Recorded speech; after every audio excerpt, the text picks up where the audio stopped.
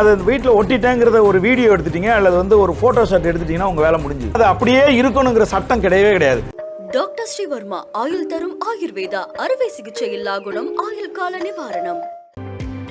Make Howrah Pay your trusted partner for all your payout needs. Before the exam season hits, chill out and get ready at VGP Universal Kingdom, ECR in Jambakam. Behind its Gold Hall of Famous March 1 மற்றும் 2 தேதிகளில் Chennai sir Mukta வெங்கடசுப்பராவ் concert ஹாலில் நடைபெறுகிறது. டிக்கெட்ஸ்களை இலவசமாக பெற இந்த WhatsApp நம்பருக்கு message பண்ணுங்க. போலீஸோட நோக்கம் என்ன? சீமான் வீட்டில் கொண்டு போய் நாங்கள் இந்த மாதிரி பாலியல் குற்றத்தில் விசாரணைக்காக அவர் வீட்டில் நாங்கள் சம்மன் ஒட்டுறோம், அதை எடுத்து நீங்க சீமானை அவமானப்படுத்துங்க அப்படிங்கிற நோக்கம் தானே போலீஸுக்கு இருக்கு. சம்மன் கொடுக்கறது எப்படி கொடுக்கணும் அப்படிங்கிறதுக்கு சட்டம் இருக்கு. கேட்டு அவர் இருக்கிற இடத்துல கொண்டு போய் கொடுக்கணும், அல்லது ஃபோன் பண்ணி நீங்க இந்த விவரங்களை சொல்லி சம்மன்ல இதெல்லாம் இருக்கு சார், உங்களை நீங்க வெளியூர்ல இருக்கிறதுனால நாங்க இதை உங்களுக்கு போன்ல சொல்றோம்னு சொல்லி பதிவு பண்ணணும். ஒருவேளை அந்த வீட்டில் யாருமே இல்லை அப்படின்னு சொன்னா அந்த இடத்துல இந்த சம்மனை அவங்க வீட்டு கதவுலையோ அந்த வீட்டுக்கு பக்கத்துல எங்கோ ஒரு இடத்துல ஒட்டிட்டு அதை அவங்க போட்டோ எடுத்துக்கலாம் அல்லது வீடியோ பண்ணிக்கலாம். நாங்கள் ஒட்டிட்டோம், அதை நீங்க நீதிமன்றத்துக்கு காட்டுனா போதும். இப்படி சம்மன் சர்வ் பண்ண போறாங்கன்னு உங்களுக்கு யார் சொன்னது? எங்களுக்கே தெரியல, உங்களுக்கு யார் சொன்னதுன்னு கேட்டேன். போலீஸ் ஸ்டேஷன்ல இருந்து தான் சார் சொன்னாங்க, இந்த மாதிரி சீமான் வீட்டில் சம்மன் போட்ட போறோம் வாங்க அப்படின்னு சொல்லி போலீஸ் ஸ்டேஷன்ல இருந்து தான் சொன்னாங்க எங்களுக்கு. அமல்ராஜ்னு இப்ப கைது பண்ணி வச்சிருக்காங்களே குற்றம் சுமத்தி, அவர் ரொம்ப ஹைலி டிசிப்ளின்டு முன்னாள் ராணுவ வீரர். அமல்ராஜும் சுபாவும் நீதி அரசரிடம் சொன்னது என்ன அப்படின்னா, வீட்டில் இருந்து எங்களை வாகனத்தில் ஏற்றியதிலிருந்து காருக்குள் வைத்து முகத்திலும் முதுகிலும் குத்தி அடித்து எங்களை துன்புறுத்தினார்கள். அதன் பிறகு ஒரு திறந்த வெளி ஒரு கிரவுண்ட் மாதிரி ஒரு இடத்துல கொண்டு போய் 3 பேரும் சுத்தி நின்று எங்களை அட்டி அட்டி என்று அடித்தார்கள். இரும்பு ராடுல துணி சுத்தி, இவங்க கண்ணுக்கு முன்னாடியே சுத்தி இருக்காங்க, துணியை சுத்தி இரும்பு ராடால 2 பேரையும் காலில் கையில எல்லாம் அட்டி, இங்கெல்லாம் தோள்பட்டையில எல்லாம் அடிச்சிருக்காங்க. அந்த நெக கண்ணு பட்டு இங்க காயமா இருக்கு, பயங்கரமா ரத்தமா இருக்கு. அப்படியே இதுக்கு யார் பொறுப்பு அப்படின்னா மாநில அரசு பொறுப்பு. திமுக அரசு இதை பொறுப்பேற்கணும். அடுத்தது மாநில காவல்துறை தலைவர் பொறுப்பேற்கணும். என்ன நடந்துகிட்டு இருக்கு கொஞ்சம் தெளிவாக விளக்கமாக சொல்ல முடியுமா? சீமான் அவர்கள் வீட்டில் சீமான் அவர்கள் மீது இருக்கிற ஒரு வழக்கு, அந்த வழக்கை காவல்துறை உடனடியாக விசாரித்து ஒரு 3 மாத கால அளவுக்குள்ளே எங்களுக்கு ரிப்போர்ட் கொடுக்கணும் அப்படின்னு சொல்லி உயர்நீதிமன்றம் கட்டளையிட்டிருக்கு. அதன் அடிப்படையில் காவல்துறை நடவடிக்கை எடுக்கிறாங்க. அதற்கான ஒரு விசாரணைக்கு அண்ணன் செந்தமிழன் சீமான் அவர்கள் வளசரவாக்கம் காவல் நிலையத்துக்கு வரணும் அப்படிங்கிறதுக்கான ஒரு சம்மன் அவங்க கொடுக்க வர்றாங்க. இந்த சம்மன் கொடுக்கறது எப்படி கொடுக்கணும் அப்படிங்கிறதுக்கு சட்டம் இருக்குது. அந்த சரத்து 160 என்ன சொல்லுது அப்படின்னு சொன்னீங்கன்னா, ஒன்று ஒருத்தர் மேலே சம்மன் ஒருத்தருக்கு கொடுக்கணும்னா இன்றைக்கி இருக்கிற டெக்னாலஜி படி அவங்களுக்கு ஃபோன் பண்ணி இது மாதிரி உங்களுக்கு ஒரு சம்மன் இருக்குது, நீங்கள் எங்கே இருக்கிறீங்க அப்படின்னு கேட்கணும். கேட்டு அவர் இருக்கிற இடத்துல கொண்டு போய் கொடுக்கணும். அல்லது ஃபோன் பண்ணி நீங்கள் இந்த விவரங்களை சொல்லி சம்மனில் இதெல்லாம் இருக்குது சார், உங்களை நீங்கள் வெளியூரில் இருக்கிறதுனால நாங்கள் இதை உங்களுக்கு ஃபோனில் சொல்கிறோம்னு சொல்லி பதிவு பண்ணணும். இதை நீங்கள் அவர் ஃபோன் எடுக்கலை, அவரை ஃபோனில் பிடிக்க முடியல அப்படின்னு சொன்னால் அடுத்தது அது தேசிய அதாவது இறையாண்மைக்கு எதிரான குற்றம் அல்லது தேசத்துக்கு எதிரான குற்றம், அது போன்ற குற்றங்களாக இருக்கும் பட்சத்தில் நீங்கள் இம்மிடியட்டாக நேரடியாக தேடி ஓடணும். இல்லை அப்படின்னா போஸ்டலில் அனுப்பலாம். போஸ்டலில் அனுப்பி அது ரிஜிஸ்டர் போஸ்டலில் அனுப்பி அக்னாலஜ்மெண்ட்டு நீங்கள் வாங்கிக்கலாம். ஒருவேளை அதையெல்லாம் தாண்டி இது ஒரு பெரிய எமர்ஜென்சி அப்படின்னு சொன்னால் நேராக அந்த சம்மனை சர்வ் பண்ணுறதுக்கு அவங்க வீட்டுக்கு போகலாம். வீட்டில் பெண்கள்கிட்ட கொடுக்கக்கூடாது. அந்த வீட்டில் இருக்கிற பொறுப்புள்ள ஒரு ஆண் யார் இருக்காங்கன்னு பார்த்து அவங்கக்கிட்ட கொடுத்துட்டு வரணும். ஒருவேளை அந்த வீட்டில் யாருமே இல்லை அப்படின்னு சொன்னால் அந்த இடத்துல இந்த சம்மனை அவங்க வீட்டு கதவுலையோ அந்த வீட்டுக்கு பக்கத்தில் எங்கேயோ ஒரு இடத்துல ஒட்டிட்டு அதை அவங்க ஃபோட்டோ எடுத்துக்கலாம் அல்லது வீடியோ பண்ணிக்கலாம். நாங்கள் ஒட்டிட்டோன்னு அதை நீங்கள் நீதிமன்றத்துக்கு காட்டுனா போதும், நாங்கள் சம்மன் சர்வ் பண்ணிட்டோம் அப்படின்னு ஆயிரும். அதாவது இந்த வளசரவாக்கம் காவல்துறையிலிருந்து போய் அவங்க வீட்டில் சம்மன் கொடுக்க போகிறாங்க. வீட்டில் ஆட்கள் இருக்காங்க, எல்லாருமே இருக்கும்போது அவங்கள பார்த்து நேரடியாக இந்த மாதிரி சம்மன் இருக்குன்னு அவங்க கொடுத்துருந்துருக்கலாம். ஆனால் யார்கிட்டையுமே கொடுக்கல. இதில் ரொம்ப இன்னொரு முக்கியமான விஷயம் என்னன்னு கேட்டிங்கன்னா, நேற்று காவல் நிலையத்தில் நான் அங்கே இருந்தபோது எல்லா ஊடகங்களும் அங்கே இருந்துச்சு. சீமான் அவர்களுடைய வீட்டில் நீங்கள் சம்மன் ஒட்டும் போது நீங்கள்லாம் அங்கே இருந்தீங்களே, நீங்கள்லாம் தானே வீடியோ பண்ணியிருக்கிறீங்க. இப்படி சம்மன் சர்வ் பண்ண போகிறாங்கன்னு உங்களுக்கு யார் சொன்னது? எங்களுக்கே தெரியல, உங்களுக்கு யார் சொன்னதுன்னு கேட்டேன். போலீஸ் ஸ்டேஷன்ல இருந்து தான் சார் சொன்னாங்க, இது மாதிரி சீமான் வீட்டில் சம்மன் ஓட்ட போகிறோம் வாங்க அப்படின்னு சொல்லி போலீஸ் ஸ்டேஷன்ல இருந்து தான் சொன்னாங்க. எங்களுக்கு செய்தியாளர்களுக்கு சொல்லிட்டு தான் வந்திருக்காங்க. அப்போ போலீஸோட நோக்கம் என்ன? சீமான் வீட்டில் கொண்டு போய் நாங்கள் வந்து இந்த மாதிரி பாலியல் குற்றத்தில் விசாரணைக்காக அவர் வீட்டில் நாங்கள் சம்மன் ஒட்டுறோம், அதை எடுத்து நீங்கள் சீமானை அவமானப்படுத்துங்க, சீமானை இழிவு செய்யப்படுத்துங்க அப்படிங்கிற நோக்கம் தானே போலீஸுக்கு இருக்கு. இந்த நோக்கம் போலீஸுக்கு ஏன் இருக்கணும்? உள்ள நுழைய முடியாத சூழல் ஏதாவது இருந்துச்சா? ஏன்னா அவங்க வீட்டை திறக்காமலோ இல்ல அப்படி இருந்தா ஒட்டிட்டு போலான்னு சட்டம் சொல்லுது. இல்ல இல்ல, அப்படியான ஏதாவது சூழல் இருந்துச்சா? உள்ள அப்படியான சூழல் எதுவுமே கிடையாது.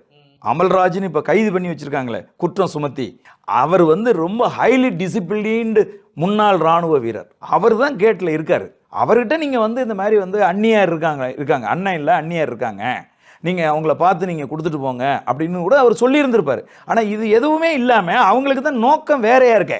ஒட்டணும், ஒட்டுறதை வந்து வீடியோலாம் பண்ணணும், வீடியோ பண்ணி நியூஸ் சேனல்ஸ்லாம் வந்து அது செய்தியாக வரணுங்கிறது தானே போலீஸோட நோக்கமாகவே இருக்குது. அதனால் வந்து அவங்க என்ன செய்கிறாங்க, அதை ஒட்டுறாங்க. இப்போ இன்றைக்கி காலையில் அண்ணன் சீமான் அவர்களுடைய மனைவி மதிப்புக்குரிய அந்நியார் அவர்கள் ஒரு பத்திரிகையாளர் சந்தித்து அவங்க சொல்கிறாங்க. அவங்க என்ன சொல்கிறாங்கன்னா, இந்த மாதிரி வந்து சம்மன் ஒட்டிட்டு போயிட்டாங்க அப்படின்னு என்னுடைய வீட்டில் வேலை செய்கிறவர்கள் என்கிட்ட சொன்னாங்க. அது ஏன் நான் இருக்கிறேன் என்கிட்ட கொடுக்காம ஏன் ஒட்டிட்டு போனாங்க, அதை வந்து எடுத்துக்கிட்டு வாங்க, அதை ஒட்டி இருக்கிறத கிழிச்சிக்கிட்டு வாங்க, அது என்ன இருக்குன்னு அதை நான் பார்க்குறேன்னு சொல்லி நான் தான் சொன்னேன். அப்போ நான் சொன்னதுனால அந்த பையன் என்கிட்ட வேலை செய்கிற பையன் போய் அதை கிழிக்கிறான், அதை அவங்க ஸ்ட்ராங்காக ஃபுல்லாக ஒட்டிட்டாங்க, கிழிச்சா வரமாட்டேங்குது. அப்போ மெல்ல மெல்ல அதை கிழிக்கும் போது ஒரு கிளிப்பு 2 கிளிப்புன்னு கிழிச்சு எடுத்துகிட்டு வந்து என்கிட்ட காட்டினாங்க. நான் அதை படிச்சுக்கிட்டு இருக்கிற காலகட்டத்திலேயே போலீஸ் உள்ளே வந்து எங்கள் செக்யூரிட்டியை வந்து அடித்து இழுத்துக்கிட்டு போகிறாங்க. இல்லை அதை சேதப்படுத்தணும் அப்படிங்கிற நோக்கத்தோட கிழிக்கலையா? ஏன்னா சேதப்படுத்தி இல்லை, ஏன்னா 2-3 கிழிக்கிறத நம்ம வீடியோவில் பார்க்குறோம், அதையுமே நியூஸ் கவரேஜ் பண்ணி வரமாட்டேங்குது. அது கிழிச்சா வரமாட்டேங்குது, அது பீஸாக தான் வருது. அதை கிழிச்சிட்டு போய் அண்ணிகிட்ட தான் கொடுத்துருக்காங்க. புரியுதா நான் சொல்கிறது? அதில் என்ன இருக்குன்னு படிக்கணும்லங்க. அதை அவங்க அங்கேருந்து இறங்கி வந்து அதை செய்யணும். அது வெளியில் வந்து படிச்சிருக்காங்க. அவங்க வந்து நைட்டி உடையில் இருக்காங்க, அவங்க வீட்டுக்குள்ளே இருக்காங்க. வீட்டுக்குள்ளே இருக்கிறவங்க என்ன செய்வாங்க, வேலையாட்கள் இருக்காங்க, அவங்ககிட்ட தம்பி அதை கிழிச்சு எடுத்துகிட்டு வா, அதில் என்ன இருக்குன்னு நான் படிக்கணும்னா அவங்களே தான் இன்றைக்கி சொல்லியிருக்காங்க. நான் தான் அவரை கிழிச்சு எடுத்துகிட்டு வர சொன்னேன், அவங்க போய் கிழிச்சாங்க, அது வரல, கிழிச்சு பீஸாக கொண்டு வந்தாங்க, அதை நான் வச்சு படிச்சுக்கிட்டு இருந்தேன்னு சொல்கிறாங்க அவங்க. இல்லை, ஆனால் போலீஸ்க்கு வந்து அதை பார்க்கும்பொழுது அவங்க ஒட்டிட்டு போன ஒரு விஷயம், அவர் கொடுத்துட்டு போன ஒரு சம்மன் அழைப்பானே அப்படின்னும் போது அதை சேதப்படுத்துறாங்க அப்படிங்கிற நோக்கத்துல தான் அவங்க பார்ப்பாங்க. நம்ம என்ன நடவடிக்கை எடுப்பாங்க இல்லையா? அதுல சட்டத்துக்கு இடமே கிடையாது.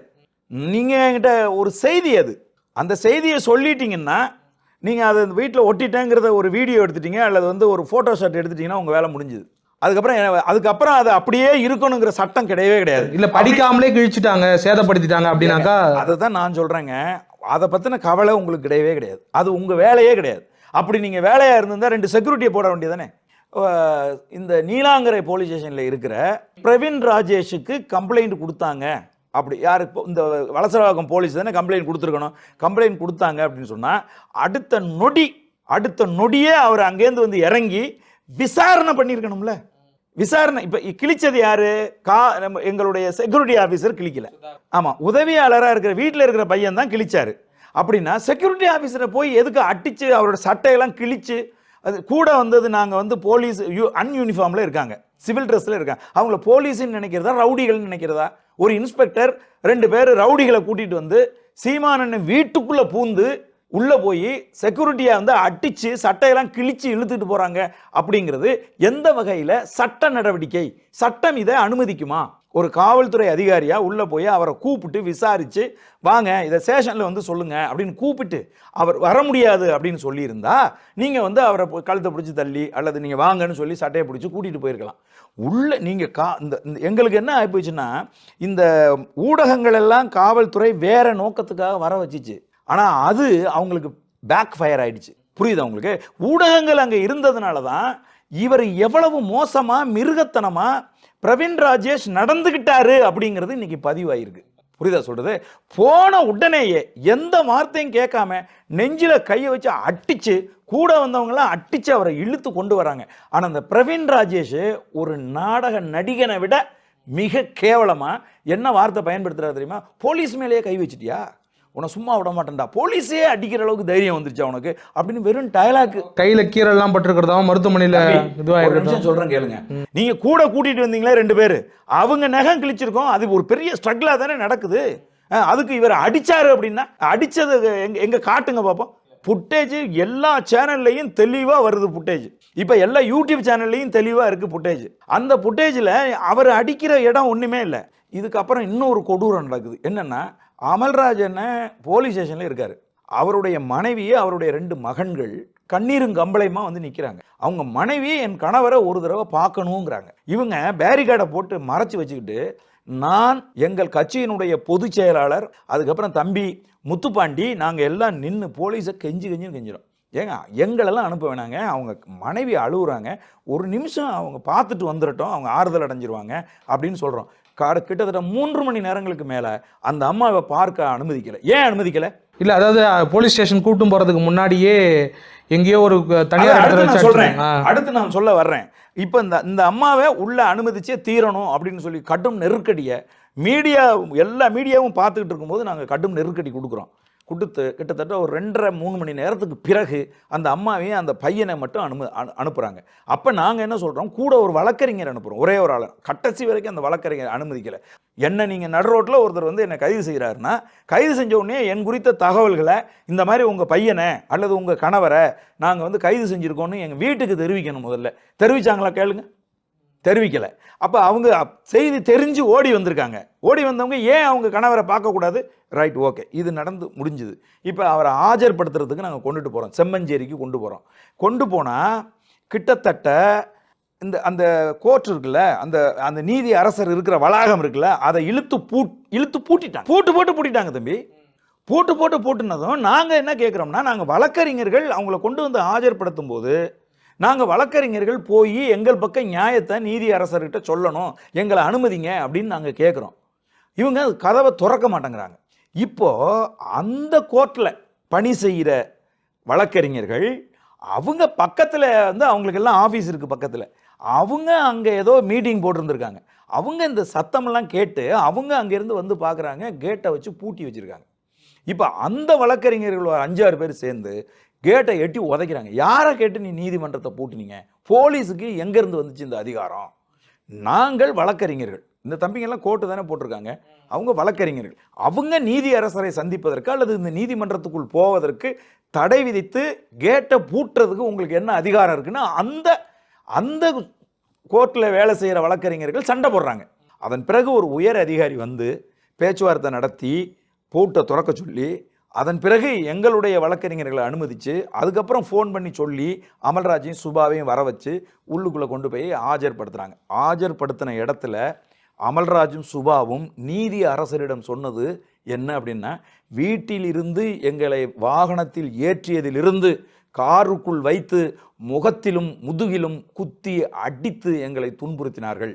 அதன் பிறகு ஒரு திறந்த வெளி ஒரு கிரவுண்டு மாதிரி ஒரு இடத்துல கொண்டு போய் ஒருத்தராக இறக்கி 3 பேரும் சுற்றி நின்று எங்களை அடி என்று அடித்தார்கள். ஆசை தீர 2 பேரையும் மாற்றி அடித்து திரும்ப 1 மணி நேரம் கழித்து போலீஸ் நீலாங்கரை, எங்கள் வீட்டில் அண்ணன் வீட்டிலேருந்து நீலாங்கரை போலீஸ் ஸ்டேஷன் 5 நிமிஷம் கூட இல்லை போயிருக்கலாம். ஆனால் 1 மணி நேரம் என்ன செஞ்சீங்க? உள்ளே கொண்டு போய் இரும்பு ராடில் துணி சுற்றி, இவங்க கண்ணுக்கு முன்னாடியே சுற்றி இருக்காங்க, துணியை சுற்றி இரும்பு ராடால் 2 பேரையும் காலில் கையிலெல்லாம் அட்டி, இங்கெல்லாம் தோள்பட்டையிலெல்லாம் அடிச்சிருக்காங்க. காயத்தெல்லாம் காமிச்சாங்க. நீதி அரசர்கிட்ட இவங்க அந்த காலில் இருக்கிற காயம், கையில் இருக்கிற காயங்கள் எல்லாம் கண்ணி போய் இருக்கிறது. இது அமல்ராஜனுக்கு கண்ணை வந்து வச்சு குத்திருக்காரு, கண்ணை பேத்து போறோண்டா அப்படின்னு. அதெல்லாம் இங்கெல்லாம் அந்த நெகை கண்ணு பட்டு இங்கே காயமாக இருக்குது, பயங்கரமாக ரத்தமாக இருக்குது. அப்படியே அது எல்லாத்தையும் வந்து நீதி அரசர்கிட்ட காட்டுனதும் நீதி அரசர் இந்த வாதங்களெல்லாம் கேட்டு முடிச்சுட்டு, இந்த 2 கேஸ், இது ஒரு கேஸு காவல்துறையினரை பணி செய்ய விடாமல் தடுத்ததுன்னு ஒரு கேஸு, இன்னொரு கேஸு ஆர்ம்ஸ் கேஸ், ஆயுதம் வைத்திருந்த ஒரு கேஸ். இந்த முதல் கேஸில் அவர் நாளைக்கே நீங்கள் காலையில் 10 மணிக்கு நீங்கள் பெயில் மூவ் பண்ணுங்கள், நானே உங்களுக்கு பெயில் தர்றேன்ட்டார். இட் மீன்ஸ் இந்த ஆர்ம்ஸ் கேஸ் இல்லாமல் இருந்திருந்தால் ரிமாண்ட் பண்ணியிருக்க மாட்டார். இப்போ இந்த ஆர்ம்ஸ் கேஸை நான் ஒன்றும் பண்ண முடியாது, அதை நீங்கள் கோர்ட்டில் பார்த்துக்குங்க, நான் ரிமாண்ட் பண்ணுறேன்னு சொல்லி இப்போ அவங்கள ரிமாண்ட் பண்ணியிருக்காரு. சரி, இந்த ஆர்ம்ஸ் கேஸில் இந்த பிரவீன் ராஜேஷ் என்ன பொய் சொல்கிறாரு அப்படின்னு கேட்டிங்கன்னா, துப்பாக்கியை காட்டி என்னை மிரட்டினார் அப்படின்னு சொல்கிறார். துப்பாக்கியை பற்றி ஏதாவது தெரியுமா உனக்கு? நான் பிரவீன் ராஜேஷை பார்த்து கேட்குறேன், யோ நீங்கள் போலீஸ் ஆஃபீஸர் தானே, துப்பாக்கியை பற்றின அடிப்படை ஒரு சின்ன இது தெரிஞ்சிருந்தா இப்படியான ஒரு அப்பட்டமான பொய்யை சொல்லுவீங்களா? நீங்களாம் ஸ்டார் வச்ச ஆஃபீஸரா? வெக்கமா இல்லையா உங்களுக்கு? துப்பாக்கின்னா அதை கீழே இருந்து எடுக்கணும், எடுத்து அதை ஹாக் பண்ணணும், ஹாக் பண்ணி உன்னை குறி வச்சு ட்ரிகர் பண்ணணும். அதுக்கான நேரம் நீங்கள் கொடுத்தீங்களா அவருக்கு? உள்ள பூந்து போனோடனே அடிக்கிறீங்க. இல்ல அவர் ஒப்படைக்கிறதுக்காக எடுத்தாரா? எப்படி லைசன்ஸ்டு துப்பாக்கின்றாங்க அவரு? அல்ல, அவர் துப்பாக்கி எடுக்கவே இல்லைங்க. எடுக்கவே இல்லை. அடிச்சு சட்டை கிழிச்சு வெளியில அப்ப எழுதிட்டு தெரியுது. துப்பாக்கி இங்க தாங்க இருக்கு. அவர் துப்பாக்கியை தொடவே இல்லை. அவர் தான் சொல்றாரு, இருங்க நான் துப்பாக்கியை எடுத்து தர்றேன்னு. அவர் உள்ள தள்ளும் போது துப்பாக்கியை நான் எடுத்து தர்றேன்னு அமல்ராஜ் சார் தான் சொல்றாரு. புரியுதா உங்களுக்கு? அப்ப துப்பாக்கியை பிடிச்சி இவங்க அப்படி இப்படி இழுக்கிறாங்க. அப்படிலாம் இழுக்காதீங்க, துப்பாக்கி வந்து லோடில் இருக்கு, நான் எடுத்து தர்றேன்னு அவர் சொல்றாரு. புரியுதா உங்களுக்கு? அப்ப துப்பாக்கியை பத்தின அடிப்படை அறிவே இல்லாத இந்த பிரவீன் ராஜேஷ் துப்பாக்கி எடுத்து என்ன குறி வச்சாருன்னா அதுக்கு எங்கேயா இருக்கு ஃபுட்டேஜ்? அதுக்கான கால அவகாசம் நீங்க எங்க கொடுத்தீங்க? அங்கேயே துப்பாக்கியை பிடுங்கிட்டீங்க, ஒருத்தர் கையில வச்சுக்கிட்டு இருக்காரு. இப்படி அவங்க கூட வந்த, நான் சொல்றேன்ல, அவங்க போலீஸாங்கிறது எங்களுக்கு தெரியாது, அன்யூனிஃபார்ம்ல இருந்தாங்க. அவர் ஒருத்தர் புடுங்கி கையில வச்சுக்கிட்டு இந்த வேன்ல உட்காந்துட்டு இருக்காரு. புரியுதா உங்களுக்கு? அப்ப துப்பாக்கியை வச்சு சுட வந்தாரு அப்படிங்கிறது அப்பட்டமான பொய். சரி, அமல்ராஜ் யாரு? அமல்ராஜ் சொல்றாரு, அவர் அந்த கார்கிட்ட போகும்போது சொல்றாரு, சார் நான் எக்ஸ் சர்வீஸ் மேன் அப்படின்னு சொல்றாரு, முன்னாள் இராணுவத்தினா அப்படின்னு சொல்றாரு. அதுக்கு நீங்க சொன்ன பதில் என்ன? முன்னாள் இராணுவமாவது இதுவாது அப்படின்னு சொல்லி அப்பதான் குத்துறீங்க ஓங்கி. அப்போ ஒரு முன்னாள் இராணுவ வீரன் இந்த நாட்டுக்காக 25 ஆண்டுகள் தன்னுடைய உயிரை பணயம் வச்சு இந்த நாட்டுக்காக உழைச்சிட்டு வந்திருக்கக்கூடிய ஒரு மனிதனுக்கு ஒரு சிவில் லைஃப்ல இருக்கிற ஒரு சாதாரண போலீஸ் கொடுக்குற மரியாதையா இது? அவர் செய்த குற்றம் என்ன? ஒரே ஒரு குற்றத்தை சொல்லுங்க பாப்பா. அவர் செஞ்ச குற்றம் என்ன? அவர் ஒரு வீட்டுக்கு காவலாளியா இருக்கார். சர்வீஸை முடிச்சுட்டு வந்து ஒரு வீட்டுக்கு காவலாளியா, வீட்டில் காவலாளியா இருக்கிறவருடைய பணி என்ன தம்பி? யாரை பார்க்கணும், இருங்க நான் என் முதலாளிகிட்ட கேட்டு சொல்றேன் அப்படின்னு கேட்டு அதைத்தானே அவர் செஞ்சாரு. அதுல என்ன தப்பு இருக்கு உங்களுக்கு? நீங்க போலீஸ் ஆபீசரா இருக்கிறதுக்கு உங்களுக்கு அடிப்படை தகுதி என்ன இருக்குன்னு நான் கேட்கிறேன். இப்படி மனிதநேயமற்ற தன்மையோடு நடந்துக்கிற ஒரு ஆளு எப்படி ஒரு மக்கள் மத்தியில நீங்க எப்படி நடந்துக்குவீங்க? ஆல்ரெடி உங்களுக்கு ஒரு பட்டப்பேர் இருக்கு. புரியுதா நான் சொல்றது? அதனால இப்ப நம்ம என்ன சொல்றோம்னா, அண்ணன் இதுல நடந்திருக்கிறதுல எதுலையுமே எத்திக்ஸ் கிடையாது. இதுக்கு யார் பொறுப்பு அப்படின்னா மாநில அரசு பொறுப்பு. திமுக அரசு இதை பொறுப்பேற்கணும். அடுத்தது மாநில காவல்துறை தலைவர் வந்து பொறுப்பேற்கணும், டிஜிபி பொறுப்பேற்கணும். இப்படியான சட்ட நுணுக்கங்கள் எதுவும் தெரியாமல் ஒரு சம்மன் சர்வ் பண்ண ஒரு விஷயத்துல இவ்வளவு மோசமாக கைது செஞ்சு ஒரு முன்னாள் ராணுவ வீரரை அடிச்சு துன்புறுத்தியதற்காக அவர் மீது துறை ரீதியான நடவடிக்கை உடனடியாக எடுக்கணும். அவர் சட்டையை கழட்டணும் ஒன்று. அடுத்தது சிட்டி கமிஷனர் மதிப்புக்குரிய ஐயா வருண் அவர்கள் எவ்வளோ உட்கார்ந்து பத்திரிகையாளருக்கு விளக்கம் கொடுக்குறீங்க. இப்போ இது வந்து ஒரு முன்னாள் ராணுவ வீரனை இந்த மாதிரி வந்து ட்ரீட் பண்ணியிருக்காரு உங்க இன்ஸ்பெக்டர். இதுக்கு நீங்க எடுக்க போற நடவடிக்கை என்னன்னு நான் கேட்குறேன். துறை ரீதியான நடவடிக்கை என்ன? நேற்று இரவே முன்னாள் இராணுவத்தினர் அசோசியேஷன்ல இருந்து நேற்று இரவே வீட்டில் வந்து சீமான் அவர்கள் வீட்டில் வந்து விசாரணை செய்துட்டு போயிட்டாங்க. அவங்க அந்த புட்டேஜ் எல்லாமே அவங்க கையில் வந்து இருக்கு. ஒரு முன்னாள் இராணுவ வீரரை இவ்வளவு மோசமாக நடத்தியதை அவர்கள் வந்து சும்மா விட மாட்டோம், இதற்கான நீதி எங்களுக்கு கிடைத்தாகணும்னு சொல்லியிருக்காங்க. மாநில அரசு உடனடியாக தலையிட்டு இந்த காவல்துறை அதிகாரி மீது, அதாவது பிரவீன் ராஜேஷ் மீது நடவடிக்கை எடுத்து விசாரணை செய்யாவிட்டால் இது அகில இந்திய முன்னாள் இராணுவத்தினர் சம்மேளனத்துக்கு இந்த வழக்கை நாங்கள் கொண்டு போவோம், இதை நாங்கள் சும்மா விட மாட்டோம். அது அப்படி நாங்கள் எடுத்துக்கிட்டு அகில இந்திய அளவுக்கு நான் நேற்றே பார்த்தீங்கன்னா அகில இந்திய ஊடகங்கள்ல எல்லாம் அந்த இராணுவ வீரரை அடித்து இழுத்துட்டு போனது செய்தி வந்துருச்சு. நேற்று போயிட்டு ராயப்பேட்டை மருத்துவமனையில் போய் நேற்று அட்மிட் ஆகிறார். பிரவீன் ராஜேஷை அமல்ராஜ் வந்து அட்டாக் பண்ணிட்டாரு அப்படின்னு. எவ்வளோ பெரிய நகைச்சுவை, எவ்வளோ பெரிய கேவலமான நகைச்சுவை. இது போல எத்தனை வழக்குகளை பொதுமக்கள் சந்திப்பது. ஈரோடு கிழக்கு இடைத்தேர்தல் முடியட்டும், சீமான் மீது என்ன மாதிரியான நடவடிக்கை வருதுன்னு பாருங்க அப்படின்னு சொல்லி ஊடகங்களில் மதிப்புக்குரிய அண்ணன் குளத்தூர் மணி அவர்கள் பேசியிருக்காங்க. அந்த எஃபெக்ட் தான் இவ்வளோ தூரம் வந்து நிற்கிது. நேற்று இரவு கோர்ட் வளாகத்துக்கு வந்த ஒரு உயர் போலீஸ் அதிகாரி அங்கு கேட்டு பூட்டி பிரச்சனை நடந்துகிட்டு இருந்துச்சுல, அதையெல்லாம் சால்வ் பண்ணி சரி செஞ்ச அதிகாரி சொல்றாரு, இந்த அமல்ராஜ் ரொம்ப நேர்மையானவர், அவர் என்னுடைய ஜூரிசேஷனில் தான் அவர் வந்து லைசன்ஸை புதுப்பிச்சாரு, அந்த லைசன்ஸை நான் தேர்தல் நேரத்தில் துப்பாக்கியை கொண்டாந்து ஒப்படைக்க சொன்னேன், நேர்மையாக கொண்டாந்து ஒப்படைச்சிட்டு தேர்தல் வேலைக்கு போனார். தேர்தல் முடிஞ்சு வந்து கடிதம் கொடுத்து அந்த லைசன்ஸ், அது ஒரு ஆல் இண்டியா லைசன்ஸு துப்பாக்கி. புரியுதுங்களா உங்களுக்கு? அது அவருடைய பாதுகாப்புக்கு அவர் வந்து ஒரு பெரிய பொறுப்புல இருந்து வந்திருக்கிறதுனால நாங்கள் அனுமதிச்சு அவருக்கு கொடுத்துருக்குறோம் அப்படின்னு சொல்லியிருக்காங்க. இப்போ நாங்கள் வந்து சொல்கிறோம், இப்போ என்ன சொல்கிறோம்னா, சீமான் அவர்கள் வீட்டில் பெட்ரோல் குண்டு போடுறாங்க அப்படின்னு சொல்லி நாங்கள் 10 பேரை கைது செஞ்சுருக்கோம், தந்தை பெரியார் திராவிடர் கழகத்தை சேர்ந்த 10 பேரை கைது செஞ்சுருக்கோம்னு போலீஸ் சொல்லுது. கையில் 4 பெட்ரோல் குண்டோடு கைது செஞ்சுருக்கோம்னு சொல்லுது போலீஸ். அப்படின்னு சொன்னால், அப்படி பெட்ரோல் குண்டு வீசுவதற்கு குறிவைக்கப்பட்டிருக்கிற அண்ணன் செந்தமிழன் சீமான் வீட்டில் பாதுகாவலரா பணிபுரிகிற ஒரு பாதுகாவலர் தன்னுடைய உயிருக்கு ஆபத்து வந்தாலும் வரும். ஆகவே தன்னுடைய உயிரை காத்துக்கணுங்கிறதுக்காக அனுமதி பெற்று இருக்கக்கூடிய இந்த துப்பாக்கியை அவர் இடுப்பில் வைத்திருந்தது குற்றமா? நீங்க ஆக சீமான் அவர்களுடைய உயிருக்கு பேர் ஆபத்து இந்த திராவிட இயக்க சிந்தனையாளர்களால் இருக்குங்கிறது இப்போ உறுதியாகுது. இந்த வழக்கை பொறுத்த வரைக்கும் என்ன கேள்வினாக்கா, இந்த நடிகை குறிப்பாக கொடுத்துருக்கக்கூடிய அந்த வழக்கு, இது வந்து 2011 கொடுக்குறாங்க, அப்புறம் வாபஸ் வாங்குறாங்க, திரும்ப கடந்த வருடம் கொடுத்துருக்குறாங்க, வேறு மாதிரியான ஒரு முகாந்திரத்தோடு கொடுத்துருக்குறாங்க வழக்கு, பாலியல் குற்றச்சாட்டுங்கிற மாதிரி அதையுமே ஒட்டுறாங்க. இது வந்து இழுக்கு ஏற்படுத்தணும் அப்படிங்கிற நோக்கத்துக்காக அவங்க செயல்படுறாங்கன்றதை தாண்டி ஏதோ ஒரு கட்சி பின்னாடி இயங்குது அப்படின்னு சொல்றது சரியா இருக்குமா? ஏன்னா இவங்க சீமான் அவர்களும் சொல்றாங்க, அவங்க மனைவி அவர்களும் சொல்றாங்க. இப்போ நான் வந்து சொல்றேங்க, இப்போ வந்து மனோஜ்னு ஒரு தம்பி, விஜயலட்சுமியே அவர் மேலே குற்றம் சாட்டினாங்க. என்ன பெங்களூரில் இருந்தவளே எனக்கு வந்து யுனோவா கார் வச்சு என்னையும் உடம்பு சரியில்லாமல் இருக்க எங்கள் அக்காவையும் கூட்டிகிட்டு வந்து இங்கே கொண்டாந்து லாட்ஜில் தங்க வச்சு எங்களை அம்போன்னு விட்டுட்டு போயிட்டாங்க அப்படி இப்படின்னு சொல்லி அவங்களே ஒரு குற்றச்சாட்டு சொல்கிறாங்க. யார் அந்த தம்பி மனோஜ்? அவர் ஒரு யூடியூபர், அவர் யூடியூப் நடத்துகிறார். ஆனால் அவர் எந்த இயக்கத்தில் இருக்கார்? அண்ணன் கு ராமகிருஷ்ணன் அவர்களோட இயக்கத்தில் இருக்கிறதா நம்ம அறிகிறோம். அப்போ இவங்களுக்கு எதுக்கு அந்த வேலை? அவங்க சும்மா விஜயலட்சுமி சும்மா இருக்கிறவங்கள போய் சீமானுக்கு எதிராக பேச வைக்கிறதுக்கு கூட்டிகிட்டு வர்றது ஒவ்வொரு முறையும் ஏதேனும் ஒரு இயக்கம் அல்லது கட்சி தான் போய் அவங்கள கூட்டிகிட்டு வருது. சென்ற முறை அவங்க இங்கே வந்தபோது இந்த வளசரவாக்கம் காவல் நிலையத்தில் அவங்க கைப்படவே எழுதி கொடுத்தாங்க, நான் வந்து இந்த கேஸை வந்து வாபஸ் வாங்கிக்கிறேன். அவங்களே உட்காந்து அவங்களே ஆங்கிலத்தில் அவங்க கைப்படவே வந்து எழுதி கொடுத்தாங்க. ஒவ்வொரு முறையும் இது போல் யாராவது போய் கூட்டிகிட்டு வந்தால் வந்து கொந்தளிக்கிறதும், அதுக்கப்புறம் அவங்க கைவிட்ட உடனே என்னை கைவிட்டுட்டாங்கன்னு சொல்லி அந்த வழக்கை நான் வாபஸ் வாங்கிக்கிறேன் அப்படின்னு சொல்லி திரும்ப எழுதி கொடுத்துட்டு போகிறதும் இவங்களுக்கு வாடிக்கையாக இருக்குது. எத்தனை வருஷம் கல்யாணம் ஆகி அவருக்கு ஒரு குழந்தை பிறந்ததுக்கப்புறம் தான் உங்களுக்கு தெரிஞ்சிச்சா சீமான் வந்து உங்களை விட்டுட்டாரு அப்படின்னு சொல்லி?